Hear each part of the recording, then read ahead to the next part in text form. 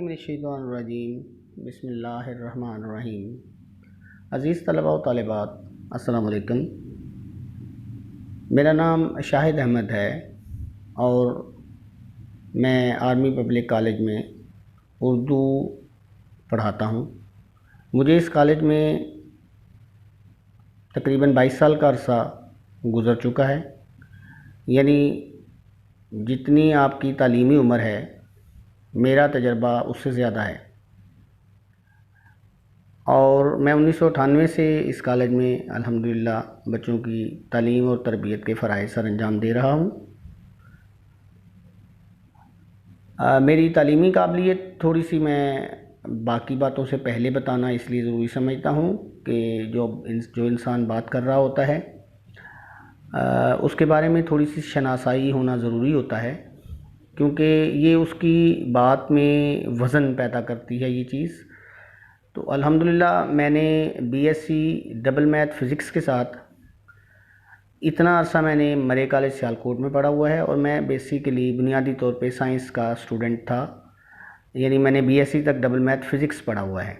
उसके बाद फिर मैंने अपनी जो है लाइन या रास्ता तब्दील कर दिया और फिर मैंने एक जो मास्टर्स है या एमए है वो उर्दू लिटरेचर में किया। फिर एक मास्टर्स मैंने पॉलिटिकल साइंस में किया।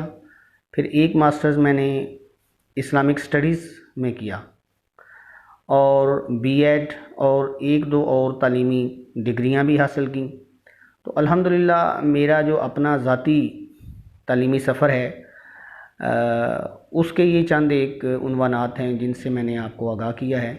ये मेरा थोड़ा सा तारफ़ था जो कि किताब और किताब से मुतल्लिक़ दूसरे अमूर के तारफ़ से पहले कराना ज़रूरी था। मैं आपको मैट्रिक में इम्तिहानात में कामयाबी पर मुबारकबाद पेश करता हूँ।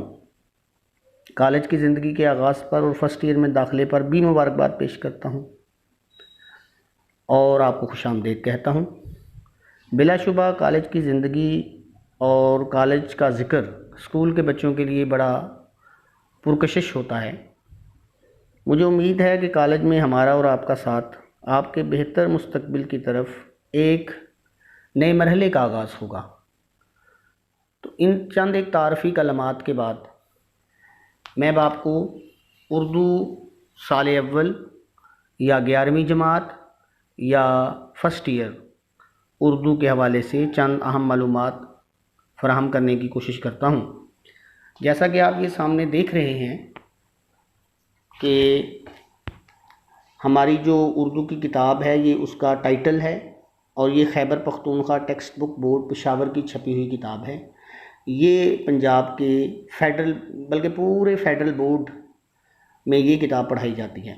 ये तब्दील हुए 2 साल का अरसा गुजरा है। इससे पहले एक और किताब पढ़ाई जाती थी, अब ये किताब पढ़ाई जाती है। तो एक तो ये तारफ़ हो गया कि आपने ये वाली किताब ख़रीदनी है, कोई और किताब नहीं ख़रीदनी। उसके बाद अब मैं आपको साल अव्वल के पेपर पैटर्न के मुताल्लिक़ कुछ बताता हूँ। हमारा जो उर्दू का पेपर है ये 100 नंबर पर मुश्तमिल होता है और इसमें भी छोटी छोटी तब्दीलियाँ की गई हैं। ताहम एक बात बहुत हौसला अफ़ज़ा है जिस पर हमारे बच्चों को खुश होना चाहिए कि हमारे फेडरल बोर्ड का उर्दू का जो पैटर्न है ये इंतहाई फ़ायदेमंद है और नंबर लेने के लिए बहुत मौजू है। और अगर बच्चे इसमें तवज्जो से और मेहनत से काम करें, पढ़ें, तो इसमें 90 से ज़्यादा नंबर आ जाते हैं। बल्कि इस साल तो हमारे एक बच्चे के 96-97 नंबर आ गए हैं, यानी 96-97 तक नंबर आ गए हैं, जो कि एक हैरानकुन बात है। तो लेकिन बहरहाल इसमें चूँकि आप एक दर्जा बुलंद हो गया है आपका मकाम, आप 10वीं से 11वीं में आ गए हैं, तो ये एक क्लास का फ़र्क नहीं है बल्कि पूरे के पूरे एक नए दौर का आगाज़ है। यहाँ पेपर मार्किंग और तरह से की जाती है और लोग करते हैं, उनकी तालीमी काबिलियत स्कूल के टीचर से ज़्यादा होती है। यहाँ कॉलेज के प्रोफेसर्स आपकी मार्किंग करते हैं। वो कॉलेज के प्रोफेसर्स में से बहुत से लोग ख़ुद शायर होते हैं, ख़ुद बहुत सी किताबों के मुसन्निफ़ होते हैं उनका तालीमी मेयार जो है वो स्कूल के उसातिज़ा से ज़्यादा होता है और वो अपने बच्चों से बहुत मेयारी अल्फाज और जुमलों की तवक्को करते हैं। लिहाजा इस बात को जहन में आपने बिठा लेना है कि आप जो लिखेंगे उसको पहले की तरह चेक नहीं किया जाएगा, कि आपकी गलती को बच्चा समझ के नज़रअंदाज नहीं किया जाएगा। आपकी ज़ेर ज़बर और नुकात की गलतियाँ भी निकाली जाएंगी और उनके नंबर भी कटेंगे। ये हमारे बच्चे जो हैं 10 साल स्कूल में जब पढ़ के आते हैं तो बहुत 95+ % बच्चे ऐसे होते हैं जिनके उर्दू के हालात उतने ही ख़राब होते हैं जितने हमारे मुल्क के हालात हमेशा से ख़राब रहे हैं। जो हाल हमारे सियासतदानों का है वही हाल हमारे बच्चों का उर्दू के मज़मून के हवाले से खसूसी तौर पे है। दूसरे मज़ामीन में भी अमूमी तौर पे यही हाल कमो बेश पाया जाता है, लेकिन उसमें बहरहाल फ़र्क तो है। बहुत से जो ज़हीन तलबा व तालिबात हैं उनका ये हाल नहीं है, वो अपना मेयार हमेशा से बरकरार रखते हैं। आप देख रहे हैं आपकी स्क्रीन जो सामने आपको नज़र आ रही है कि इसमें पहला हिस्सा जो हमारा, हम बुनियादी तौर पे इस किताब को 4 हिस्सों में तकसीम कर लेते हैं। पहला हिस्सा हमारा एक तो होता है मुख्तसर सवालात का, एक हिस्सा हम ये पेपर की बात कर रहा हूँ, पेपर को हम 4 हिस्सों में तकसीम कर लेते हैं। या पूरी किताब को पहले मैं आपको बता देता हूँ। पूरी किताब में पहले नसर आती है, फिर उसमें हिस्सा नज़म आता है, फिर उसमें हिस्सा गज़ल आता है और फिर आखिर में हम उसको हिस्सा ग्रामर में तकसीम कर लेते हैं। तो पूरी किताब को पढ़ने के लिए हम 4 हिस्सों में तकसीम करेंगे। पेपर में जब उसके हम तकसीम देखते हैं तो पेपर ये है कि उसका पहला सवाल जो आएगा वो मारूज़ी होगा, जिसे कसीरुल इंतखाबी सवाल कहा जाता है। कसीरुल इंतखाबी का मतलब है कि जहाँ इंतखाब करने में कसरत पाई जाए, यानी ज़्यादा मौक़े हों कि आप एक सवाल के कई मौक़े दिए जाएँ कि इसका ये जवाब भी है, जिसे मल्टीपल चॉइस क्वेश्चन कहा जाता है। ये आपके सवाल नंबर 1 में आप देखें लिखा हुआ है, ये 20 नंबर का होता है। ये 20 सवाल होते हैं, हर सवाल का 1 नंबर होता है, वैसे ही बिल्कुल जैसे दूसरे मज़ामीन में होता है। इसकी तकसीम कुछ यूँ है कि हिस्सा नसर जो है किताब का, मैंने कहा 4 हिस्से हैं ना हमारे, किताब को पढ़ने के लिए हम 4 हिस्सों में तकसीम कर लेते हैं। तो हिस्सा नसर में से 7 MCQs आते हैं, हिस्सा नज़म में से 6 MCQs आते हैं, हिस्सा गज़ल में से 4 MCQs आते हैं और हिस्सा कवायद में से 3 MCQs आते हैं। कवायद ग्रामर को कहते हैं। तो ये हमारा 20 नंबर का पहला सवाल आएगा आपके पेपर में। और ये जो है, ये जो मारूज़ी सवालात हैं, नीचे नोट लिखा हुआ है, ये आपकी किताब जब आप पढ़ेंगे तो उसमें देखेंगे कि हर सबक से पहले, हर नज़म से पहले, हर गज़ल से पहले उसके मुसन्निफ़, उसके शायर का तारफ़ दिया होगा। उस तारफ़ के अंदर से ये MCQs आएंगे। ये पहले जो 7 और 6 13 और 4 17 जो MCQs हैं, जो नसर नज़म और गज़ल में से आएंगे, ये उसमें से आएंगे। फिर जो 3 हैं वो ग्रामर के मुख्तलिफ उन्वानात, टॉपिक्स जो हैं उसमें से आ जाएंगे। तो ये 20 नंबर का आपका पहला सवाल हो गया। उसके बाद फिर दूसरा सवाल जब आएगा तो वो हिस्सा दोम हमारा शुरू हो जाएगा। आपसे जब MCQs का पेपर ले लिया जाएगा तो फिर आपको जो पेपर दिया जाएगा उसमें हिस्सा दोम ऊपर लिखा होगा। उस हिस्सा दोम का जो पहला सवाल होगा, लेकिन वो टोटल में दूसरा सवाल होगा पेपर का, वो 48 नंबर का होगा और वो मुख्तसर सवालात के आपने जवाबात देने होंगे। हर सवाल के 4 नंबर होंगे और कुल आपने 12 सवाल करने होंगे। कुल आपने 12 सवाल करने, तो 12 × 4 48 हो गया। तो आप देखेंगे 48 × 20 कीजिए तो 68 नंबर बनते हैं। 68 नंबर का पेपर हमारा सिर्फ कसीरुल इंतखाबी और मुख्तसर सवालात के जवाबात पर मुश्तमिल है। तो ये कितनी बड़ी सहूलत है। अगर एक बच्चे इसकी तैयारी करें तो ये 68 में से 68 नंबर पूरे के पूरे आ जाते हैं। इसकी तकसीम कुछ इस तरह से है कि हिस्सा नसर में से 4 मुख्तसर सवाल आएंगे, हिस्सा नज़म में से 3 मुख्तसर सवाल आएंगे, हिस्सा गज़ल में से 2 मुख्तसर सवाल आएंगे, हिस्सा कवायद में से यानी ग्रामर में से 2 मुख्तसर सवाल आएंगे। इसमें भी वही 4 की तकसीम है जो मैंने आपको शुरू में बताई है। पीछे नीचे नोट भी लिखा हुआ है कि हर सवाल जो होगा वो 4 नंबर का होगा। कुल 12 सवालात करने होंगे। 12वां सवाल तलखीस के लिए मुख्तस होगा जो लाजमी है। 12वां सवाल जो होगा वो तलखीस करना होगी। जैसे एक पैराग्राफ दिया जाएगा, उस पैराग्राफ को 1/3 में हमने उसका खुलासा बयान करना होगा। यानी अगर वो पैराग्राफ जो है वो 3 लाइनों पर मुश्तमिल है तो सिर्फ 1 लाइन में हमने उसका मफ़हूम बयान करना है और फिर एक उन्वान देना है। 1 नंबर उन्वान का होगा, 3 नंबर उसके खुलासे के तलखीस खुलासे को कहते हैं। तो वो 12वां सवाल लाजमी है, वो जब उस पर हम आएंगे तो उसको बताया जाएगा आपको कि किस तरह वो तलखीस करते हैं। नसर, नज़म, गज़ल और कवायद के हर हिस्से में या की सूरत में एक इजाफी सवाल भी दिया जाएगा। यानी दूसरे लफ्ज़ों में यूँ समझ लीजिए कि जो 4 सवालात हिस्सा नसर के हैं वो 5 में से 4 करने होंगे आपने, जो 3 नज़म के आपने करने हैं वो 4 में से 3 करने होंगे, गज़ल वाले 3 में से 2 करने होंगे और ग्रामर वाले भी 3 में से 2 करने होंगे आपने। यानी उसमें ऑप्शन दी जाएगी कि एक सवाल जो है, बाज़-औक़ात ये होगा कि वो बाज़-औक़ात ये पेपर पैटर्न तब्दील थोड़ी थोड़ी उसके अंदर तब्दीली आ जाती है। कभी ये दिया जाएगा कि 4 में से 3 कीजिए, बाज़-औक़ात एक सवाल के अंदर ही या आ जाएगा। लेकिन ये बहरहाल बाद की बातें हैं, फ़िलहाल तो इसको आपको तारफ़ी तौर पे सिर्फ बताया जा रहा है। सवाल नंबर जो 3 होगा इसका, उसमें हिस्सा नसर हमारा जो है उसमें से 2 पैराग्राफ दिए जाएंगे और उन 2 पैराग्राफ में से आपने एक की तशरीह करनी होगी और उस तशरीह के होंगे 6 नंबर, ये लिखे भी हुए हैं। और वो तशरीह कुछ इस तरह करनी होगी आपने कि 1 नंबर तो उसमें होगा मुसन्नफ़ के नाम का, 1 नंबर होगा मज़मून या कहानी या अफ़साने के नाम का, तो 2 नंबर तो हवाले के होंगे और 4 नंबर की आपने तशरीह करनी होगी। फिर हिस्सा नज़म, उसके बाद जो तीसरे सवाल हिस्सा सोम है जो तीसरा सवाल है उसी का दूसरा जुज़ जो आएगा उसमें हिस्सा नज़म का एक सवाल आएगा। हिस्सा नज़म में से भी 2 बंद दिए जाएंगे आपको, उनमें से एक बंद की आपने तशरीह करनी होगी।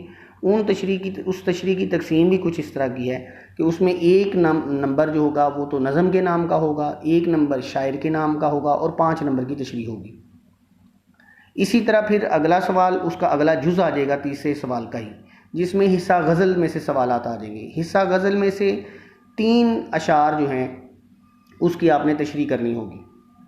तो दिए जाएंगे आपको तकरीबन 6 अशार, यानी 2-2 अशार दिए जाएंगे, उनमें से एक करेंगे आप तशरीह, तो कुल 3 अशार बन जाएंगे। हर शेर के 3 नंबर हैं, वो लिखा भी हुआ ब्रैकेट में 3 + 3 + 3, इसका मतलब है हर शेर के 3 नंबर हैं और 3 अशार की तशरीह करनी है आपने। इस 3 नंबर की भी आगे तकसीम है थोड़ी सी, वो है कि 1 नंबर तो शायर के नाम का आएगा और 2 नंबर तशरीह के आएंगे। और आपको मालूम है चूँकि गज़ल का नाम नहीं होता, लिहाजा गज़ल के नाम की ना ज़रूरत है और ना वो मुनासिब है, वो तो उसके नंबर नहीं होंगे, सिर्फ शायर का नाम उसमें और 2 नंबर की तशरीह।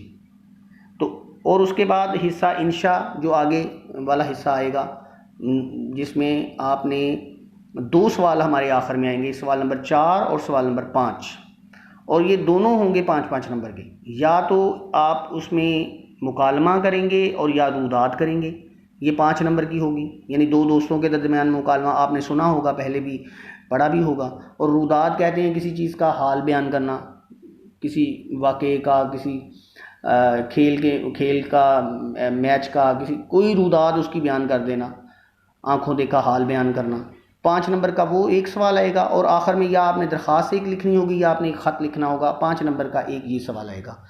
तो आप इसका टोटल सवाल को देखें तो 20 जमा 68 48, ये 68 आ जाएगा और 32 नंबर का हमारा तीसरा हिस्सा आ जाएगा। तो ये कुल हमारे जो हैं 100 नंबर का पेपर आ जाएगा। हिस्सा नसर में 2 पैराग्राफ में से, ये नीचे जो मैं ऊपर बता चुका हूँ, उन्होंने बताया है कि 2 पैराग्राफ में से 1 पैराग्राफ करना होगा, नज़म में 2 में से 1 जुज़ की तशरीह करनी होगी, हिस्सा गज़ल 5 में से 3 अशार की तशरीह करनी होगी, हिस्सा इंशा में रूदात और मुकालमा से किसी एक उन्वान के तहत सवाल दिया जाएगा, इसी तरह ख़त और दरख्वास्त में किसी एक उन्वान के तहत सवाल किया जाएगा। फ़िलहाल तो आप इसको इतना ही समझ लें, इसके अंदर जो मज़ीद तफसीलात हैं, जुज़ियात हैं, इसकी बारीक बातें हैं, वो बाद में वक़्त के साथ साथ आपको पढ़ाई और समझाती जाएंगी। इसके बाद मैं आपको बताता हूँ पिछले साल 2019 का जो फेडरल बोर्ड का मारूज़ी तर्ज का पेपर था, ये उसकी थोड़ी सी एक तस्वीर मैंने आपके लिए लगाई है, ये देख सकें। इसमें 16 ये और 4 अगले सफ़े पे जाके, तो ये 20 MCQs आप देख रहे हैं आगे। फिर चूँकि वो की है ये, तो ये उसके जवाबात भी लिखे हुए हैं, ये पेपर में नहीं लिखे होंगे, ये तो वैसे मैंने एक किताब से आपके लिए ये तस्वीर ढूंढी है और यहाँ लगा रहा हूँ। और उसके बाद देखें आप, ये जो हिस्सा दोम है 80 नंबर का दे रहे हैं, उसमें सवाल नंबर 2 देखें आपके, वो शॉर्ट क्वेश्चन उसके अंदर आ रहे हैं और उसमें वो या भी आ रहे हैं सारे। उसके बाद फिर ये देखें सवाल नंबर 3 में सबक और मुसन्नफ़ का हवाला देते हुए किसी जुज़ की तशरीह करें, तो आप इसको भी देख सकते हैं। 4 जमा 2 6 नंबर का ये सवाल है। फिर सवाल नंबर 4 में देखें, किसी एक जुज़ की बहवाला शायर तशरीह कीजिए और नज़म का उन्वान भी लिखिए। तो ये भी 2 बंद लिखे हैं, उनमें से एक करना है। और आखिरी सवाल देखिए, अपने कॉलेज में मुनक्कद होने वाली यौम आज़ादी की तकरीब की रुदात लिखें। ये 5 नंबर का है। और सवाल नंबर 7 दिया हुआ है, चेयरमैन ज़िला कौंसिल के नाम सफाई महल्ला की दरख्वास्त लिखें।